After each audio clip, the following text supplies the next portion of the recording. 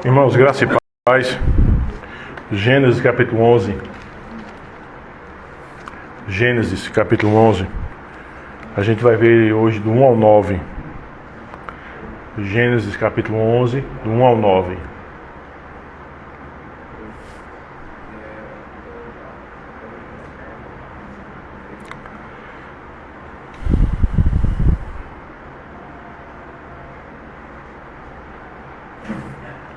A Escritura diz o seguinte: ora, em toda a terra havia apenas uma linguagem e uma só maneira de falar.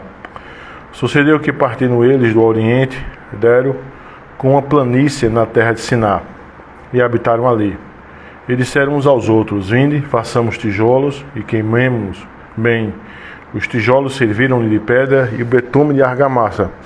Disseram: vinde, edifiquemos para nós uma cidade e uma torre cujo topo chegue até os céus, e tornemos célebre o nosso nome, para que não sejamos espalhados por toda a terra. Então desceu o Senhor para ver a cidade e a torre que os filhos dos homens edificavam. E o Senhor disse: eis que o povo é um, e todos têm a mesma linguagem. Isto é apenas o começo. Agora não haverá restrição para tudo que intentam fazer. Vinde, desçamos, e confundamos ali a sua linguagem, para que um não entenda a linguagem do outro. Destarte, o Senhor os dispersou dali, pela superfície da terra, e cessaram de edificar a cidade. Chamou-se-lhe por isso o nome de Babel, porque ali confundiu o Senhor a linguagem de toda a terra, e dali o Senhor os dispersou por toda a superfície dela. Vamos orar? Senhor nosso Deus e Pai, nós queremos te rogar em nome do Senhor Jesus, que o Senhor abençoe, ó Deus, a nossa reunião de oração e doutrina. Que o Senhor também, Pai, abençoe a reunião que está tendo agora, ó Deus, havendo agora lá em Camaragibe. Te agradecer, Pai, pela doutrina ontem, ó Deus, lá de Arthur, lá do ponto de pregação do Ibura. Que o Senhor abençoe, Pai, os trabalhos, ó Deus. Tem misericórdia de nós, ó Pai, perdoa os nossos pecados, em nome do Senhor Jesus. Amém, Pai. Amém. Irmãos, vamos cantar, pegar nossas pastinhas.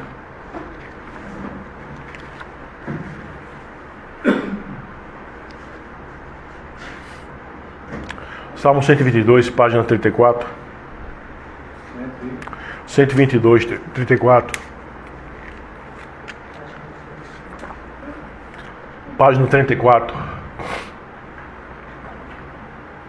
Página 34, Salmo 122.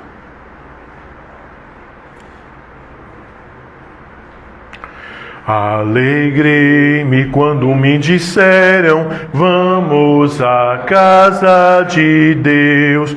Nossos pés estão nas tuas portas, junto a ti, Jerusalém.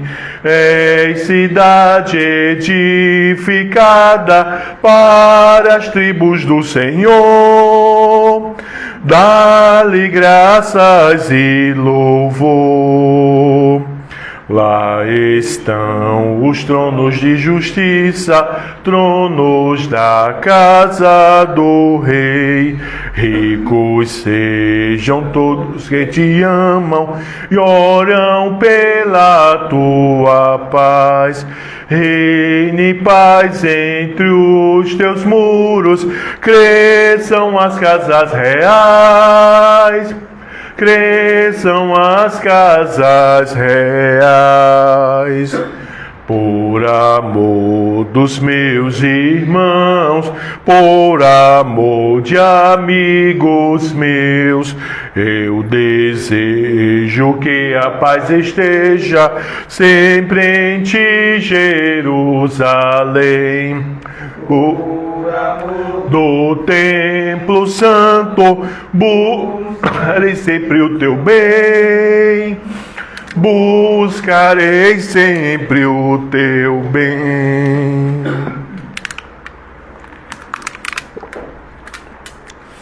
Bom, irmãos, esse pulo que nós demos, irmãos, ele foi proposital, tá? Porque pela sequência para nós vermos hoje Gênesis 10. Só que se vocês observaram o Gênesis 10 do 1 até o 32 e Gênesis 11 do 10 até o 32 também, ele vai tratar sobre as genealogias, certo? Vai tratar sobre a genealogia. A genealogia de Gênesis 11, do 10 ao 32, ela nos interessa especificamente porque é a genealogia de Sem, tá? De onde vai vir Abraão. A genealogia do capítulo 10, do 1 até o 32, ela também nos interessa porque ela vai apresentar as três genealogias, já de Sem, de Caim e de Jafé. Então a gente vai ver isso posteriormente, tá bom? Então hoje a gente trabalha essa questão da Torre de Babel, certo? Trabalha essa questão da Torre de Babel hoje, e nas próximas quartas, pela graça de Deus, a gente volta a trabalhar a questão da genealogia, porque a gente precisa entender essa questão para poder a gente ver, entrar na história de Abraão propriamente dita, tá? Então, irmãos, alguma das coisas que a gente precisa observar aqui é da seguinte forma: quantas línguas era falada na Terra nesse período aqui? Uma, não é? E até porque é uma questão meio óbvia, né? Todos eles descendiam de quem? De Noé, não é? E de seus 3 filhos, não é? Então, com os 3 filhos de Noé e com as gerações que vieram posteriormente, houve novamente o povoamento, tá? Houve novamente o povoamento da terra. Outra pergunta aqui, que a gente poderia perguntar aqui para os irmãos. Eles habitavam, a humanidade nesse período, ela estava restrita aqui, aonde? Deixa eu ver outra pergunta. Havia gente em toda a Terra? Não. No planeta Terra? Não.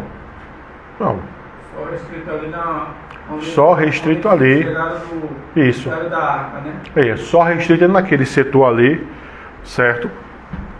Onde a arca tinha parado.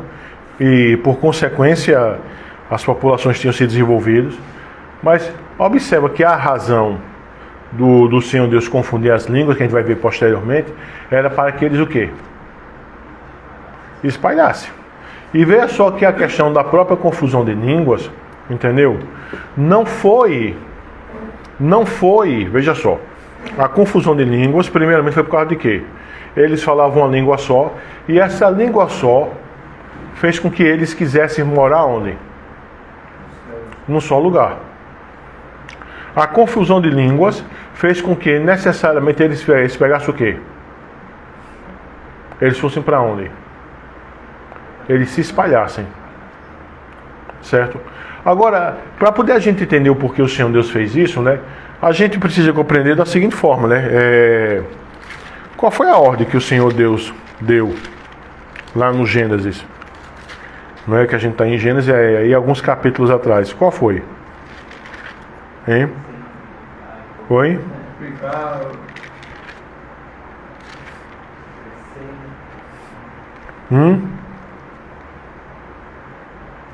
Essa, não é? Que era a ordem de quê? De crescer e o quê? Isso. Sede fecundos, multiplicai-vos e encher a terra. 9:1. Isso. Observa. Você vai ter essa ordem dada a Noé, certo? Mas essa mesma ordem dada a Noé, o Senhor Deus já tinha dado essa ordem anteriormente? Tinha lá em Adão. Tinha? Vamos ver. Quem achar e leia. Essa mesma ordem que o Senhor Deus tinha dado.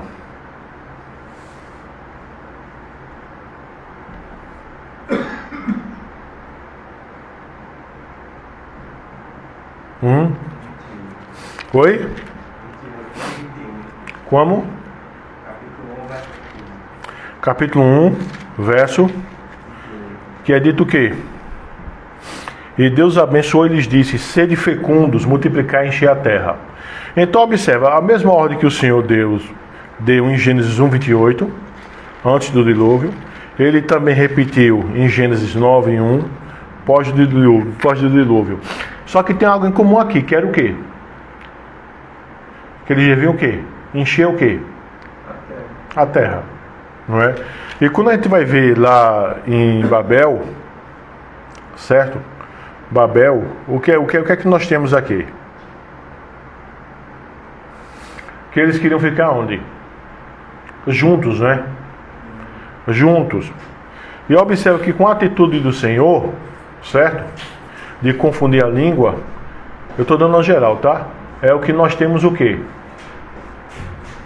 O verso 9 do capítulo 11. Como é que termina esse verso 9 do capítulo 11? Hein? 9. O verso 9 do capítulo 11. Como é que termina o texto sagrado? Que aconteceu o que com eles? E os dispensou por toda a superfície dela. Isso. Então observa. Por que é que o Senhor dispensou ele por toda a superfície dela? Porque eles não queriam fazer isso. Tá? Então, a gente percebe aqui, irmãos, da seguinte forma. A gente sabe que a questão da semente da mulher e a semente da serpente não é uma questão de genealógica. Certo?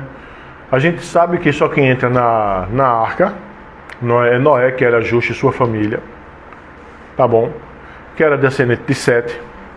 Mas a gente percebe que dentro dessa família a semente da serpente vai se manifestar. E os ancestrais, os descendentes, melhor dizendo, de Sem, Cã e Jafé, eles vão manifestar sim a semente da serpente. A gente vai ver, irmãos, que a Torre de Babel são ações de desobediência em relação ao comando de Deus. Certo? São reações, atitudes, me deixa eu colocar desse jeito, de desobediência em relação ao comando de Deus. A gente viu que o comando de Deus era se multiplicar e povoar a terra. Certo? Aqui nós não temos a ideia de povoamento da terra. Aqui nós temos a ideia de uma concentração. Tá certo? Então, vê só. Aí vamos lá. A Escritura começa dizendo o seguinte: ora, em toda a terra havia apenas uma linguagem e uma só maneira de falar. A gente já sabe por quê. Não é? Eram justamente os descendentes de Noé lá e por consequência, havia somente essa forma de falar. Agora, deixa eu fazer uma pergunta aqui para os irmãos. Veja bem. Necessariamente falando, certo? A gente poderia dizer assim de forma: o fenômeno da linguagem única, ele aconteceu porque todas as pessoas descendiam de Noé. Ele já era um fenômeno que também era observado antes do dilúvio. O que é que vocês acham? Olha só. É fato que antes desse evento aqui, nós não temos a ideia de multiplicidade de línguas. Nós não temos. Certo? Então, se porventura alguém dissesse da seguinte forma: não, antes do dilúvio havia multiplicidade de línguas. Essa multiplicidade de línguas deixou de existir, porque só quem foi salvo foi Noé e a família, que falavam uma língua só. Então as pessoas que vieram necessariamente dos três, Sem, Cã e Jafé, falariam uma só língua. Isso seria um argumento lógico, desde que se provasse que antes do dilúvio se falava uma multiplicidade de línguas. Tá? Mas o problema é que você tem, pela questão bíblica, toda a humanidade que vai descender de Adão e Eva, certo?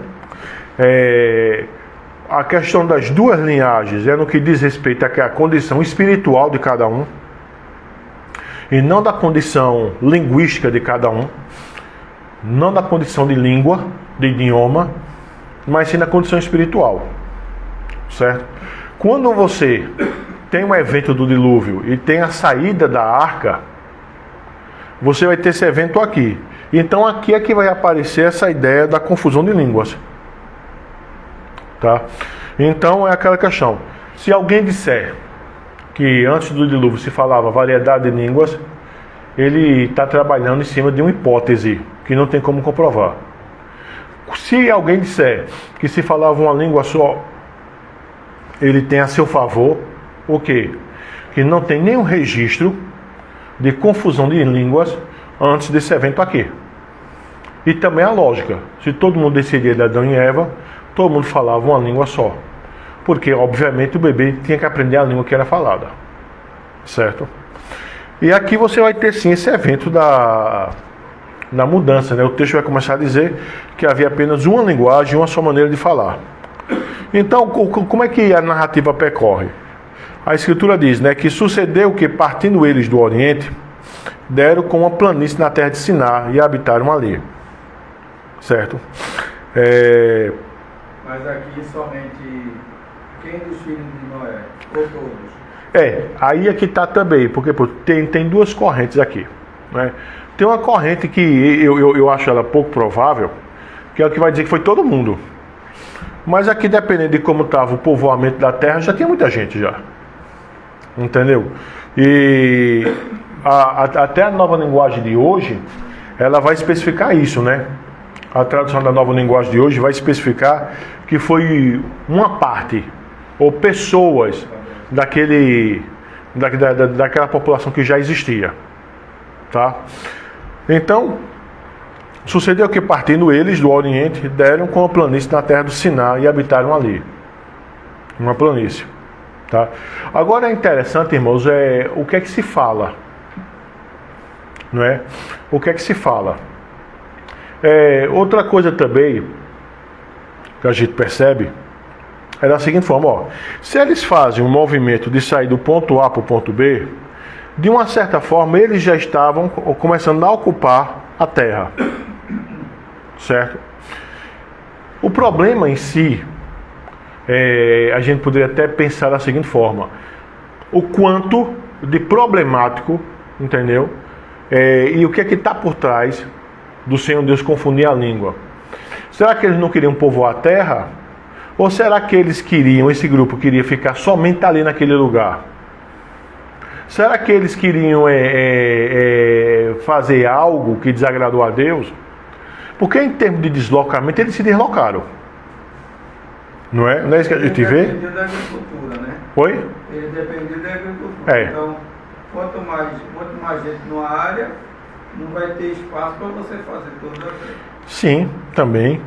Que observa, eles partiram de algum lugar. Eles partiram de onde? O que é que diz a Escritura? Bora ver aí, irmãos, o verso 2. Eles partiram de onde? Do Oriente. E deram com a planície na terra de Siná. E habitaram ali. Então eles se deslocaram. Certo? Eles se deslocaram. Então a gente pode até considerar o quanto de peso essa fala de eles não queriam povoar a terra. Entendeu? Realmente existe. O quanto de peso. Porque a gente vê aqui já é um movimento de migração, de deslocamento. Tá? Mas vamos dar. Fazer outra atividade. Vamos ver o que é que o texto vai nos dizer aqui. Então, eles disseram uns aos outros: vinde, façamos tijolos e queimemo-los bem. Os tijolos servirão de pedra e o betume de argamassa. Tá? Você aí não tinha a ideia do cimento em si, né? E você tinha a ideia de argamassa, né? O betume de argamassa, que servia de uma espécie de cimento. Disseram: vinde, edifiquemos para nós uma cidade e uma torre cujo topo chega até os céus, e tornemos célebre o nosso nome, para que não sejamos espalhados por toda a terra. Então, vamos lá. Aqui a gente tem alguns motivos aqui. Eles se deslocaram do ponto A para o ponto B, mas está implícito aqui que eles não queriam ir mais longe do que aquilo. Queria se fixar, né? Então a gente tem uma verdade na fala do seguinte: é verdade que eles saíram de um ponto A para um ponto B, é verdade. Mas a questão é que, chegando no ponto B, eles não queriam mais se espalhar. Eles não queriam mais se espalhar. E a questão aí do Senhor é que eles deveriam sim se espalhar. Porque eles quebraram o que diz 9:1, né? Que é a questão do povo de encher a terra, né? Então, mas vamos lá, vamos ver mais algumas coisas aqui, ó. A ideia de edifiquemos para nós uma cidade e uma torre. Essa torre aqui era um zigurate. O que era um zigurate? Era um templo em formato de pirâmide. Tá? Essa ideia aqui do topo que chega até os céus, isso aí não é literal. Por exemplo, você tem essa noção, de forma... Quem aqui já viajou para a cidade do interior, não é? Quando lê esse texto, percebe bem isso. Por exemplo, lá no Brejo mesmo, tem um edifício lá que ele se destaca. Entendeu? Por quê? Porque, se eu não estou enganado, ele tem 3, 4 andares. Então ele acaba sendo o maior da cidade. Aquela torre, né? Mas ali seria uma torre no monte, uma torre de rádio, né? Mas, por exemplo, quando você chega numa cidade menor, certo? Que geralmente as construções são casas, e se alguém resolve construir um prédio, entendeu? Com 3, 4 andares, aquilo não se destaca. Chama atenção. E se por acaso a cidade estiver numa planície, entendeu? Tiver numa planície, né? Aquilo é que chama atenção mesmo. Porque de qualquer lugar da cidade você vai ver o prédio. Só tem ele, né? Pois é. É a mesma ideia de Babilônia? Porque é aqui sim. Aquele templo enorme. Porque aqui é um zigurate, entendeu? Agora, como era um zigurate? Né? O zigurate ele tinha uma estrutura bem interessante. Ele era em formato de pirâmide, só que no topo você tinha uma espécie de uma sala com uma cama e uma mesinha. Porque a crença dizia que os deuses vinham de suas viagens, paravam ali para se descansar e comer. E que esses deuses se manifestavam através das imagens sagradas que estavam no topo, entendeu? No topo não, na base da pirâmide. Ali na base da pirâmide também havia outra sala, outra refeição. Então todo santo dia os sacerdotes trocavam a roupa da estátua, pasme, dava banho nelas, escovava seus dentes, entendeu? E existia uma espécie de um jardim ao redor do zigurate, tá? Porque toda a comida que era ofertada àqueles deuses vinha dali. Então isso é a ideia do zigurate. Então essa ideia de construirmos uma torre aqui não é uma torre, literalmente falando, era um templo.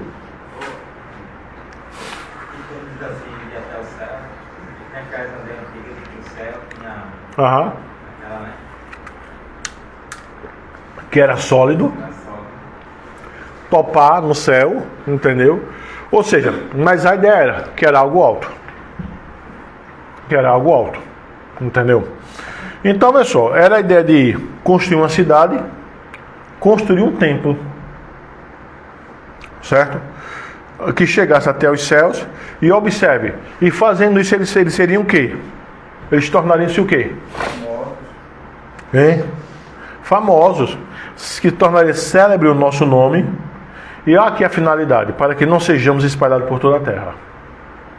Então a pergunta é, eles sabiam do comando do Senhor? Sabiam sim. Que essa atitude reativa de não ser espalhado por toda a terra, já presume o quê? Conhecimento de uma ordem. Então o que a gente tem aqui, irmãos, é uma atitude que visa o quê? Que visa ir de encontro, entendeu? Bater de frente com a orientação do Altíssimo para a humanidade nesse período. Então você tem é verdade que eles se deslocaram, sim, do ponto A para o ponto B. Mas é verdade que quando eles chegaram nesse ponto A, eles não quiseram mais continuar se deslocando, não quiseram mais continuar se espalhando, porque o problema aqui, irmão, não era você continuar se deslocando, o problema aqui era você, estilo, vamos supor, uma parte fixar, moradia, mas a outra continuar. A questão aqui é que eles chegaram e todos eles, em comum acordo, resolveram fixar-se nesse lugar. Entende? E aí resolveram fazer uma cidade, aí resolveram construir um zigurate, um templo, certo? Alto. E aí leia-se a ideia de chegar ao topo, entendeu? É a ideia de um edifício alto, tá bom? Agora, isso tudo é para quê? Para se tornar célebre. Certo, irmãos? Para se tornar célebre o nosso nome, e a finalidade é para que não sejamos espalhados por toda a terra. Certo? Agora, isso era o projeto deles. Certo? Qual foi a resposta do Senhor para esse projeto? Então, o que é que a Escritura vai dizer? Então, desceu o Senhor para ver a cidade. Essa ideia de descer aqui, irmãos, não é a ideia de Deus descer literalmente e ficar no zigurate, como era a crença deles. Certo? Mas é a ideia de Deus ver. Deus olhou. Entendeu? Então a ideia de descer aqui é a ideia de que Deus agiu. Certo? Então, olha só. Ele desceu para ver a cidade e a torre que os filhos dos homens edificavam. Então o Senhor viu a cidade, o Senhor viu o zigurate. Certo? E aí, a gente agora vai entrar em algumas questões aqui, tá? Então, olha só. E o Senhor disse: eis que o povo é um, e todos têm a mesma linguagem. Isto é apenas o começo, agora não haverá restrição para tudo que intentam fazer. O Senhor, ele detecta o problema. O povo é o quê? É um. Isso quer dizer o quê? Descendem, não é? Obviamente aqui, pela própria lógica aqui, o povo é um, é que esse povo aqui que estava aqui descendia de alguém. Ou de Sem, ou de Cã, de Jafé. Descendia de alguém. Certo? E pessoal, todos têm a mesma linguagem, não é aquilo que a gente já viu. Isso é apenas o começo. Agora não haverá restrição para tudo que intentam fazer. Logicamente, aqui a gente tem que entender que se não haverá restrição para tudo que intentam fazer dentro da esfera humana. Tá? Dentro da esfera humana, dentro do conhecimento que eles tinham na época. Certo? Então Deus não ia mais nesse sentido aqui vir para dar um castigo. Ele ia deixar eles decidirem por ele mesmo. A ideia aqui, Xavier, é a ideia da seguinte forma: o Senhor desce, ele diz como tem a mesma linguagem, isso é apenas no começo, agora não haverá restrição para tudo que ele tenta fazer. Tá? Aquilo que o homem intentar fazer, por causa do seu pecado, ele iria fazer. Agora é lógico que quando a gente diz que ele iria fazer, a gente leva em consideração que ele iria fazer se por acaso estiver no decreto de Deus. Entendeu? Se tivesse no decreto, ele iria fazer. Só que no decreto não tinha sido decretado que o homem teria êxito nisso aqui. Tá? É até tanto que o próprio Deus vai intervir de forma direta. E aqui é feita aquela história, a gente vai ver muito isso na Escritura. Aqui, mais lá na frente, quando o pessoal lá da corte do faraó deseja Sara, entendeu? Tem certas ações pecaminosas que o próprio Deus impede delas serem manifestas. Já tem outras ações pecaminosas que você não tem essa ação de Deus de impedimento de forma direta. Aqui você teve. Entendeu? Aqui o Senhor diz, eis que o povo é um, todos têm a mesma linguagem, isso é apenas o começo, agora não haverá restrição para tudo que intentam fazer. Mas para poder isso não acontecer, qual é a intervenção de Deus? Qual é a intervenção de Deus? A intervenção de Deus é aquilo que vai ser dito, irmãos, a partir do verso 7. Não é? A intervenção de Deus é o que vai ser dito a partir do verso 7. Tá? E aqui, a partir do verso 7, irmão, a gente tem algumas correntes, tá? De interpretação. Certo, irmãos? A gente tem algumas correntes de interpretação. Veja só. É dito o seguinte: vinde, desçamos e confundamos ali a sua linguagem, para que um não entenda a linguagem do outro. Então a pergunta é: com quem Deus está falando? Você vai ter uma corrente que vai falar que Deus está falando entre si. E você vai ter outra corrente que diz que Deus vai estar falando com anjos. Entende? Ou seja, o Senhor Deus está dando um comando para que a corte celestial obedeça e execute também a ordem. Só que nessa execução da ordem, o Senhor estaria envolvido. Tá? Então você tem essas duas correntes. Entendeu, irmão? Um diz que é a Trindade e outro diz que são anjos. Essa questão de participar, né? A gente, pronto, sobre essa corrente de anjos, só para os irmãos terem ideia, a gente tem sim uma estrutura na Bíblia, entendeu? Que vai falar, até lá Daniel, quando a gente estudou Daniel, fala, né? Que tem anjos que acabam tendo uma espécie de supervisão para determinadas nações, tá? Então, só para a gente ver um pouquinho sobre isso, vamos ver o texto de Deuteronômio 32:8. Deuteronômio 32:8.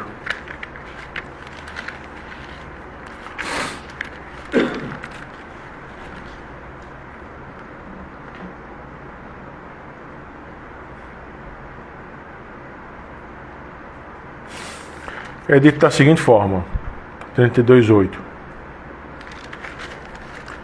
Quando o Altíssimo distribuía as heranças às nações, quando separava os filhos dos homens uns dos outros, fixou os limites dos povos segundo o número dos filhos de Israel. Essa questão aqui, que quando o Altíssimo distribuía as heranças às nações, certo? É a ideia de ele separa as coisas e ele dá justamente a herança às nações. Agora, o outro texto que vai estar relacionado com isso aqui, relacionado a isso, melhor dizendo, vamos lá para Daniel 10:13. A gente já viu esse texto que a gente estudou Daniel, tá? Daniel 10:13. O texto de Daniel 10:13. Que diz o seguinte, veja aí, Daniel 10:13. Mas o príncipe do reino da Pérsia me resistiu por 21 dias, porém Miguel, um dos primeiros príncipes, veio para ajudar-me e obtive vitória sobre os reis da Pérsia. Quando a gente viu esse texto, a gente viu que, por exemplo, você tinha anjos que estavam relacionados aos impérios, não é? Os irmãos estão lembrados disso, não é verdade? Entendeu? Então você vai ter aqui o anjo da Pérsia,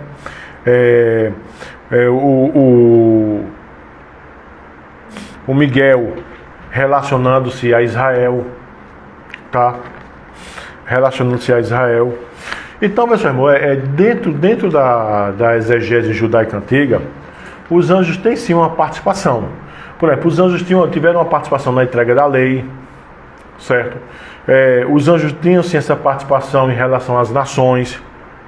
Então, essa outra corrente aqui, ela vai dizer que essa fala é do Senhor para a sua corte angélica, tá? Então, a ideia de que os anjos tiveram um papel, entendeu, fundamental na confusão das línguas em Babel, essa corrente vai dizer que sim. A outra corrente vai dizer que isso aqui é uma fala da Santíssima Trindade. Agora, a problemática toda, irmãos, é do seguinte, que o conceito de Trindade aqui ele não está revelado de forma clara. Tá? O conceito de Trindade não está revelado de forma clara. Então tem essas duas correntes, tá bom? E é dito da seguinte forma, que o Senhor vai tomar uma atitude. E a atitude que o Senhor tomou aqui é o quê? Hein, irmãos? Independente se é a corrente de anjos ou a corrente dos componentes da Santíssima Trindade. Qual foi a atitude que foi decidida aqui? Desçamos, verso 7. Confundamos ali a sua linguagem, para que um não entenda a linguagem do outro. Então você vai ver aqui, irmãos, uma atitude de juízo sobre o povo, certo? E posteriormente visando também uma atitude de quê? De juízo para que esse povo obedecesse o quê? Sob juízo o quê? Sob coerção o quê? A ordem do Senhor de povoar toda a terra. Então você tem uma atitude do Senhor. Se a gente vai pela linha, né? Que é o Senhor com a sua corte celestial, com os anjos específicos. Ou então, se é da Santíssima Trindade, uma coisa a gente sabe, uma coisa a gente percebe, que essa atitude de Deus foi uma atitude de juízo para que fosse obedecido ao decreto de Deus, à ordem do Senhor. Então a gente vê aqui, irmãos, nesse texto, uma intervenção direta de Deus para que um pecado, para que um planejamento pecaminoso não fosse executado. Tá? A gente tem aqui uma providência comum, direta de Deus, uma ação direta do Senhor, visando esse impedimento. Eu volto a dizer, você vai ter essas atitudes diretas lá, quando a mulher de Abraão vai ser desejada, a mulher de Isaac também vai ser desejada. Então você vai ter isso. Tá? Agora, já em outras passagens, em outras circunstâncias, você não vai ter essa ação de Deus direta para refrear. Entende? Então também a gente está aprendendo uma coisa, que a ação direta do Senhor para refrear pecado está condicionada também ao seu decreto. Tá? O Senhor olha e diz, se nada for feito, eles não terão mais limite para o que eles intentam fazer. Logicamente, dentro da capacidade deles. Tá certo? Aí o Senhor vai, desce e toma uma atitude. A atitude que o Senhor tomou foi o quê? Irmãos? A atitude que o Senhor tomou foi o quê? Confundir a sua linguagem para que um não entenda a linguagem do outro. Então essa foi a atitude. Então observa, aqui a gente já percebe o quê? Que veja bem, essa confusão aqui de língua, certo? Ela também foi uma confusão ordeira, né? Vamos lá. Ele só falava numa língua A. Quando houve uma confusão de língua, o Senhor não fez com que cada um falasse uma língua diferente. O Senhor fez com que cada grupo falasse uma língua específica. Estão entendendo? Então as três descendências dos filhos de Noé, cada um foi com... Não, porque aquela questão a gente está aqui, Xavier, primeiro a gente não sabe a quantidade de pessoas que foram para essa região do Sinai. Certo? Então, ficou gente lá ainda, mas a questão dessas pessoas que foram, quando o Senhor confundiu a língua, o Senhor não confundiu a língua para cada pessoa falar uma língua diferente. Houve grupos que começaram a falar línguas diferentes. Então, por que isso é necessário? Porque lembre-se que a finalidade disso aqui tudo é o quê? Para que eles fossem o quê? Dispersos. Porque eles queriam o quê? Queria ficar fixado. Isso. Então, observa. Vamos lá. Se porventura, vamos admitir, vamos trabalhar com matemática aqui. Vamos supor que aqui na planície do Siná, certo? Houvesse 1000 pessoas. Então a pergunta foram 1000 línguas? Mas vamos pensar que foram 1000 línguas. Cada um ia se espalhar. Certo? Aí a pergunta como é que cada um ia se comunicar? Se cada um agora estaria falando uma língua que não existia. Ele ia se relacionar com quem? Pois ele ia morar onde? Que ele estava só. Então a própria lógica pressupõe o quê? Vamos supor, se você tem um grupo de 1000, certo? E se o texto não diz isso, mas vamos trabalhar com isso aqui, tá? Vamos fazer essa inferência. Se o Senhor Deus confundiu aquelas 1000 pessoas com 5 grupos, 5 línguas diferentes, então nós teremos grupo de quantos? 200. Então um grupo de 200 pessoas iria todo mundo junto para um determinado lugar, porque eles falavam o quê? A mesma língua. E poderiam se relacionar entre si e povoar aquele novo lugar que eles iriam, já que eles falariam a mesma língua. E isso impediria, já que naquela época não havia estudo de idiomas ainda, né? Porque eles estavam com as línguas novas, não é? Recém-confundidas. Então aquele grupo ali necessariamente teria que ir para um determinado lugar, desenvolver, habitar e povoar. Aquele grupo que falava aquela língua. O outro grupo que falava outra língua iria para outro lugar. Outro grupo que falava outra língua iria para outro lugar. Entende? Então, a própria lógica, né, fazendo inferência no texto, vai dizer o quê? Que quando o Senhor Deus vai confundir essa linguagem, para que um não entenda a linguagem do outro, a gente também tem que entender isso aqui, né? Esse um não entender a linguagem do outro não é um indivíduo em si. é o grupo específico. Então, um determinado grupo não entenderia a linguagem do outro grupo.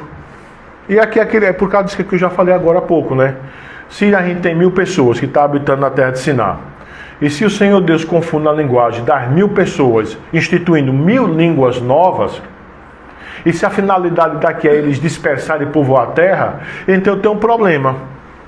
Como é que aquela pessoa que fala uma língua que ninguém mais fala pode se relacionar e pode ir para um determinado lugar? Porque observa, vamos supor que, vamos trabalhar nessa tese, que cada um está falando uma língua diferente. Então vamos supor que eles fazendo agora mímica uns para os outros, 10 resolverem ir para um determinado lugar.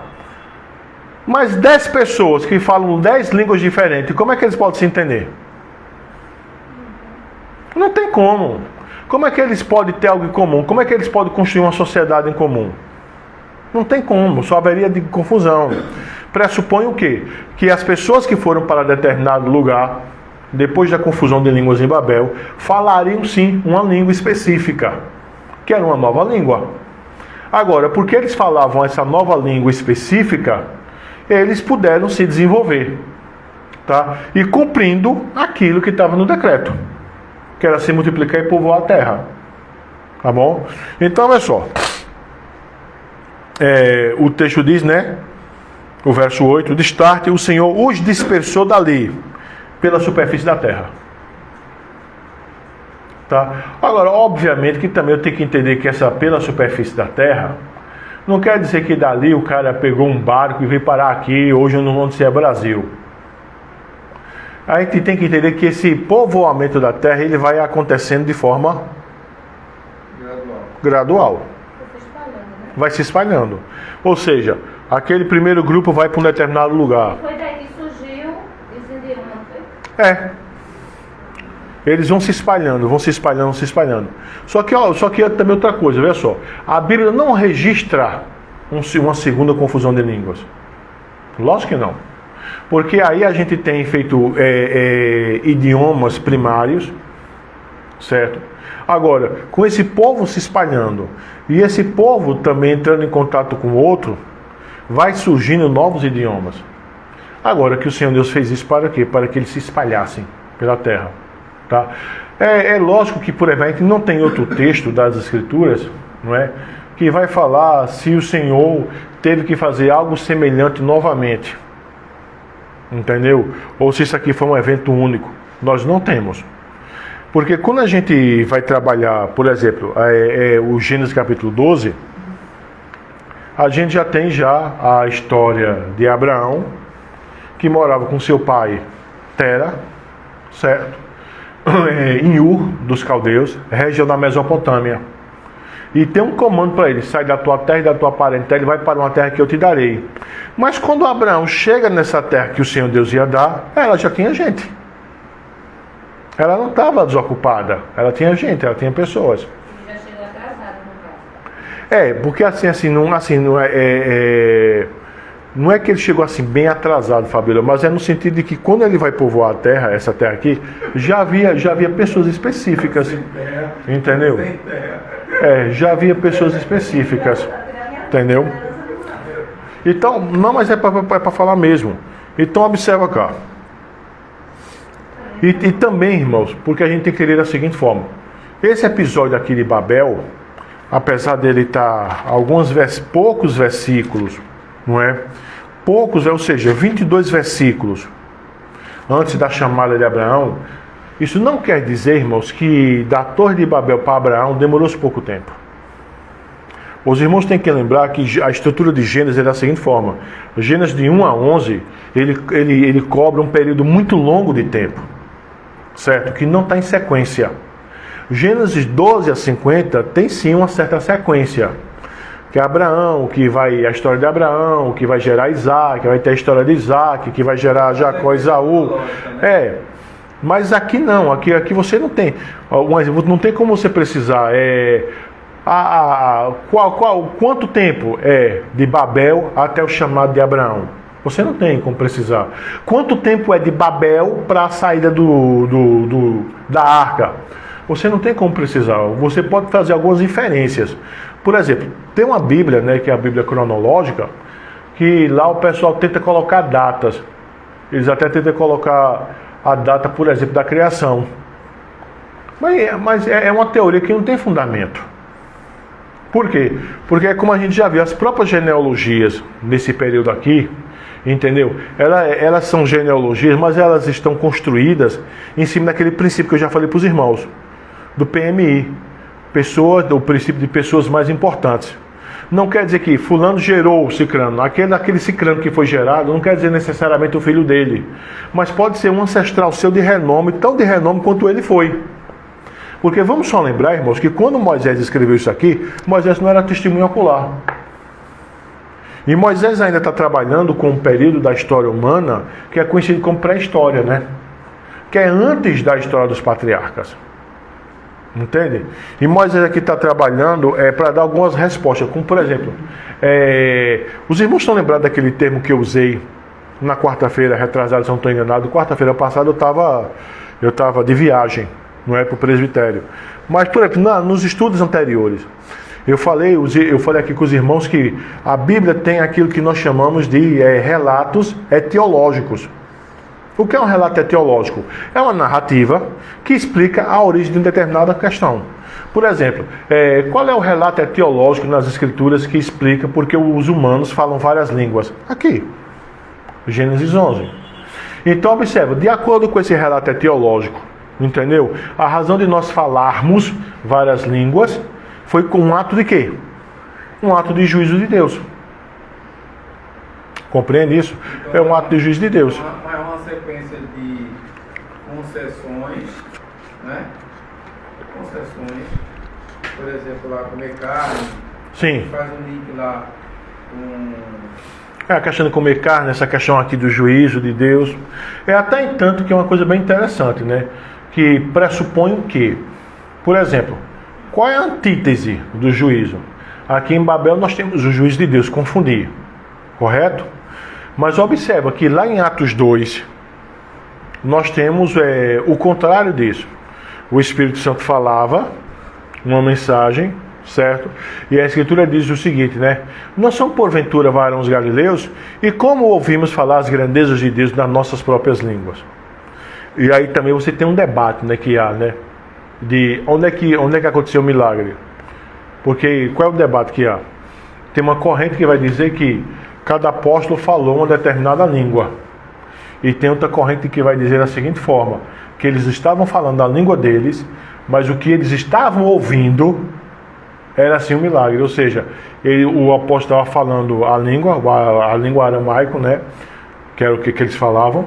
Só que o cara não estava escutando em aramaico. O Espírito estava fazendo uma tradução, uma espécie de tradução simultânea. Ele estava escutando as grandezas de Deus na sua própria língua. Está entendendo? Tem duas correntes também. Ou seja, que o milagre consiste em a pessoa falar a língua que ele está ouvindo, ou então que o milagre consiste em eles continuarem falando a língua deles, mas eles estarem ouvindo na sua própria língua. Bom, independente da corrente que se siga lá em Atos 2, o que a gente vai observar aqui é da seguinte forma, que o Senhor Deus confundiu a língua como um ato de juízo para que eles cumprissem o que o decreto determinava. E a gente aprende aqui que tem certas situações que Deus intervém de forma direta para que uma intenção, um propósito pecaminoso não seja executado. Tá? Já em outros casos, o Senhor não intervém. O propósito pecaminoso é executado. Deixa eu dar um exemplo de propósito pecaminoso que foi executado. A matança das crianças, dos bebês, homens, que nasciam lá no Egito, não foi executado? Moisés escapou de ser morto, mas quantos outros bebês não morreram? A matança dos bebês lá em Herodes, na época do Senhor Jesus, não foi executado?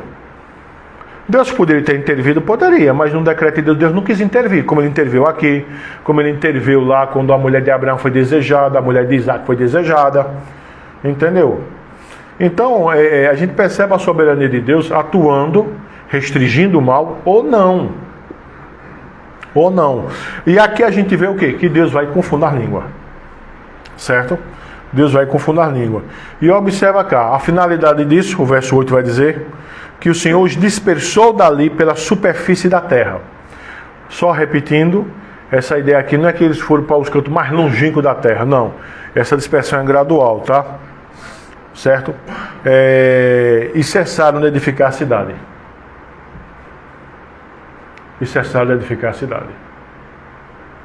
Agora é interessante o seguinte, né? Que você vê, nesse momento aqui, a cidade ficou como fosse vazia. Não quer dizer que posteriormente ela não foi retomada. Mas nesse momento aqui, ela cessou de ser edificada. Até porque depois mais na frente com Babilônia, né? Que seguiu o mesmo sentido, né? De Babel, né? Sim. É porque a ideia de Babel é confusão de línguas, né? Mas observa, é óbvio que essa planície do Sinai, ela foi ocupada e foi feito construções. Mas nesse momento específico aqui, cessou-se de edificar a cidade. Entendeu? Aí chamou-se-lhe por isso o nome de Babel, porque ali confundiu o Senhor a linguagem de toda a terra, e dali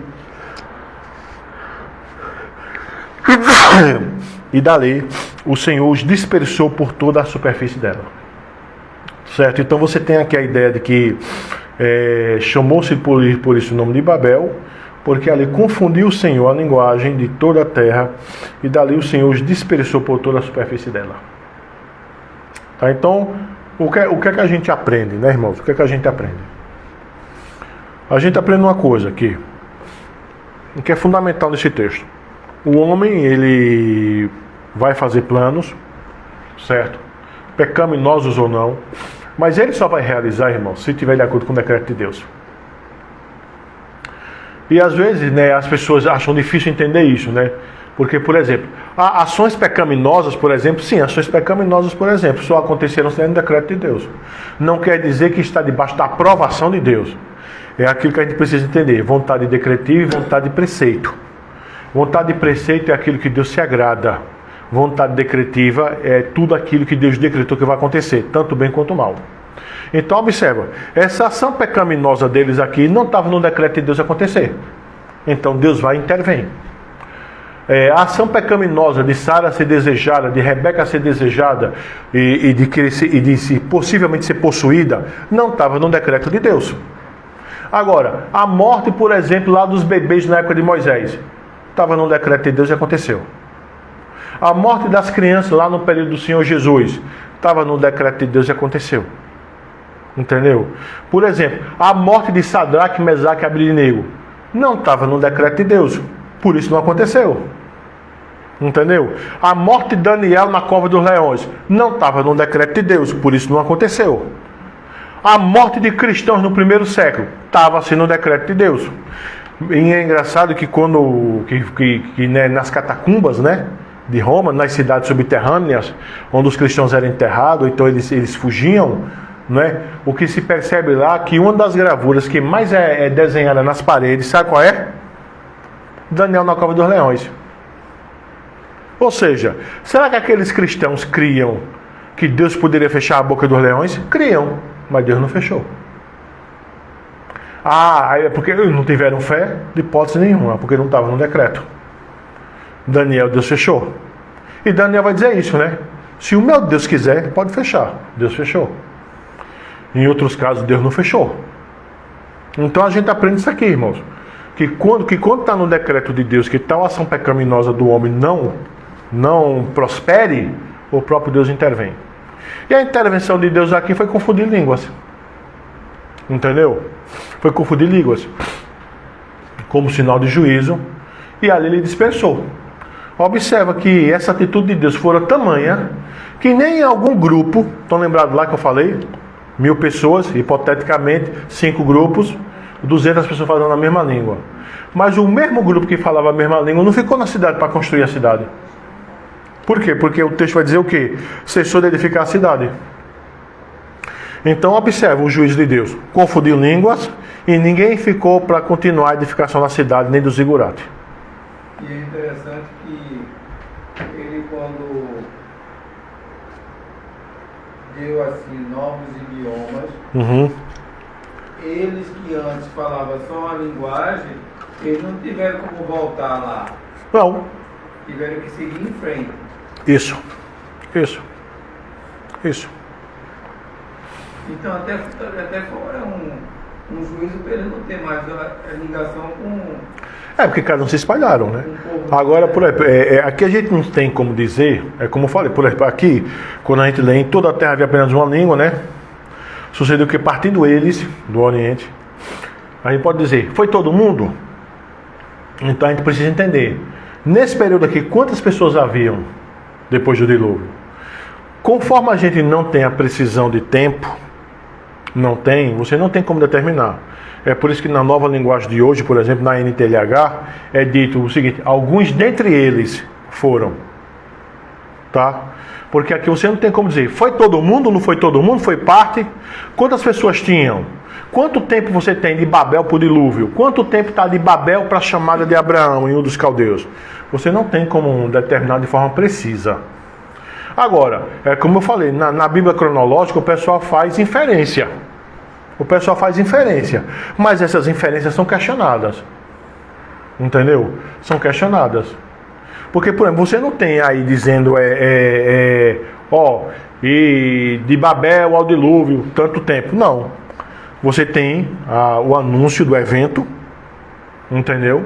Que foi a narrativa etiológica para a existência de idiomas, de línguas. Como é que aconteceu? Eles falavam uma língua só, saíram lá do Oriente, foram para Sinar, e lá em Sinar, que era uma planície, disseram, a gente vai fazer uma cidade, um zigurate, certo? O zigurate vai ser alto, vai topar nos céus, lembrando sempre que a ideia de o céu era algo sólido, lembrando sempre disso, vai ser alto, vai topar no céu, entendeu? E a gente vai tornar o nosso nome célebre, entendeu? Ou seja, a gente vai estabelecer o que é de fato de verdade o nosso querer. O Senhor vai, intervém, é aquilo que eu falei, independente da corrente lá. O Senhor está conversando com quem? Membros da Santíssima Trindade ou com a corte celestial? Entendeu? Por exemplo, o comentário de Genebra, não é? Foi esse comentário de Gênesis aqui, de Genebra, foi feito pelo Bruce Waltke. Tanto o Bruce Waltke, no seu comentário de Gênesis, como no de Genebra, vai falar que é a corte de anjos. Tá bom? O idioma de hoje, os que tem no todo já começou a... descende daqui, seu Manuel. Descende desse evento. Aí é os que hoje existem. Assim, houve uns idiomas que são pais, entendeu? Porque, por exemplo, o português mesmo é uma mistura de quê? É um latim, entendeu? O pai de português é um latim, que gera o quê? Deixa eu usar dessa forma. Um latim, para a gente entender, um latim não puro. Então esse latim não puro que os soldados romanos começavam a falar quando eles se espalhavam pela Europa, fez com que surgisse o português, o espanhol, o francês, o romeno, o próprio italiano. Mas o mesmo português, o português que nós falamos aqui no Brasil, um cara que fala o português de Portugal, ele compreende, mas tem algumas palavras que já tem outro sentido. Entendeu? O português que algum povo lá da África fala, certo? Pode se entender, mas já é um português diferente. Ou seja, a língua, por ela ser viva, ela vai sofrendo essas mutações. Entendeu? E daí vai surgindo outras línguas. Mas na África, tem várias... Isso, vários idiomas também tem lá. Diz que o cara aqui tem um povo, né? E você anda Já está outro povo com outro idioma.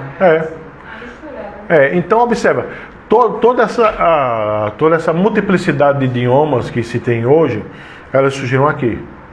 Tá? Elas surgiram aqui. Então é como eu estou dizendo, né? Por mais que a gente não tenha outra narrativa etiológica, né, de surgimento de outros e outros idiomas, a gente tem uma narrativa etiológica principal que fala que se há vários idiomas na face da terra, é um ato de juízo de Deus, porque o homem queria morar num lugar só, não queria obedecer o decreto de Deus e queria tornar célebre o seu nome.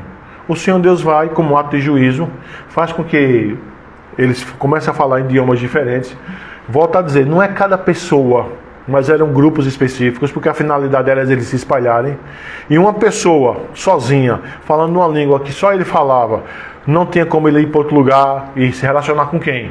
Já que ninguém tinha mais que falasse com ele. Então a gente tem grupos. Grupo A vai, grupo B vai para tal canto, grupo C. E esses grupos se espalham pela Terra, entendeu? E obviamente no decorrer dos séculos, dos milênios, vai se espalhando até chegar nos dias de hoje. Como até hoje, né? Como até hoje. E muito vem pra cá, né? Aí tem essa interação. Agora, o que a gente precisa aprender é isso. Vocês compreenderam, irmãos? Compreenderam isso aqui? Hein? Tá compreendendo mesmo? Tem alguma pergunta a fazer? O senhor entendeu, seu Manuel? Essa questão aqui de Babel. O senhor entendeu, irmã Noêmia? Isso aqui. Então, olha só. Na próxima quarta, pela graça de Deus, eu vou voltar para a genealogia, tá? A gente vai ver um pouquinho essa questão da genealogia de Gênesis 10 e também a outra genealogia específica de Sem. O que vai nos interessar mais, irmãos, é a genealogia específica de Sem, tá bom? Aqui está em Gênesis 11, de 10 a 32. Por quê? Porque é a preparação, essa genealogia ela vai preparar, entendeu? A história de Abraão. Tá? E por quê? Porque lembre-se, vocês estão lembrados da bênção que Noé vai dizer para Sem, 9:29, 9:26, e ajuntou, né? Bendito seja o Senhor, Deus de Sem, e Canaã seja servo. Bendito seja o Senhor, Deus de Sem. Observa que Noé não vai dizer que Elohim Yahvé é Deus de Jafé. Primeiramente, Elohim Yahvé é Deus de Sem. Agora, a gente vai ver, por isso que a gente tem que entender. Quer dizer que todos os semitas vão adorar Yahvé? Não. A ideia aqui é que Yahvé vai ser revelado de forma específica a um descendente de Sem. Que seria quem? Abraão. Na família de Noé já tinha assim variedade de cor naquela família. Chamando, olha, é uma boa pergunta, entendeu? Porque, por exemplo, o senhor falou uma coisa interessante aí. A gente não tem uma narração etiológica para falar sobre a variedade de pele e a variedade de cor. A gente não tem a narração etiológica, não tem. A gente vai ter a narração etiológica para línguas. Agora, é aquilo, né? Todo mundo descende de um casal ancestral. Dentro desse povoamento, não é, por toda a superfície da terra, o Senhor Deus vai fazer com que surja também os vários tipos de raças, de línguas. O importante, irmão, é que a gente compreenda uma coisa. A ação de considerar tal raça melhor do que a outra é preconceito e aí é pecado. Entendeu? Porque todo mundo descende de um ser só. Quando a gente viu lá mesmo, a maldição mesmo, não é? Que Deus vai dar para Canaã, não é para Cã, é para Canaã. A gente tem que entender aquilo ali como o quê? Como uma maldição que vai falar de um relato etiológico que vai dar base pela qual Israel vai possuir aquela terra. Que Israel vai possuir a terra dos cananeus. Entendeu? Que eram o quê? Que eram pecaminosos, que eram imorais, e que o Senhor Deus derramou juízo sobre eles. Mas, por exemplo, vê só, é como eu falei, a Escritura não vai dizer, né? Bendito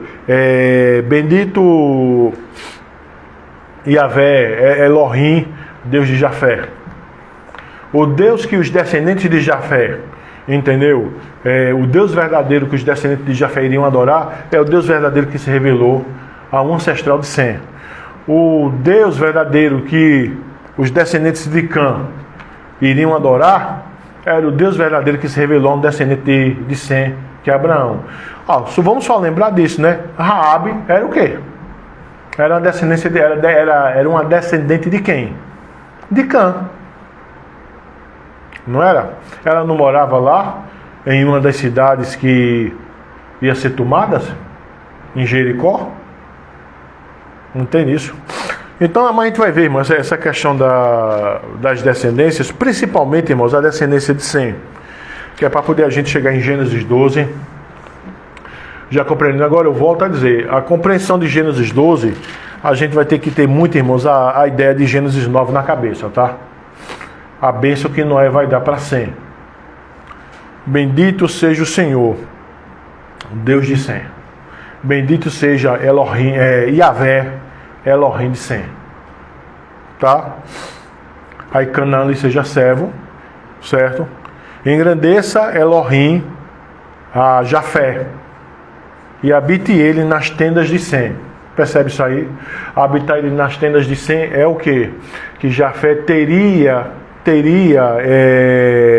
seria abençoado. A ideia de habitar nas tendas, né? Seria abençoado por Sem. Em que aspecto? Até como a gente já viu, né? A gente tá aqui na igreja, a gente se reúne e adora quem? Adora quem? O Senhor Deus, né? Mas o Deus que nós adoramos, o único Deus que nós adoramos, vem de onde? Ele se revelou a quem? Ele se revelou a quem? Não é na história bíblica. A Abraão. E Abraão era o quê? Um semita. Entende, irmãos? E você vê, o que é que a Escritura vai dizer? Que a salvação vem de quem? O que é que Jesus falou para a mulher samaritana? Que a salvação vem de quem?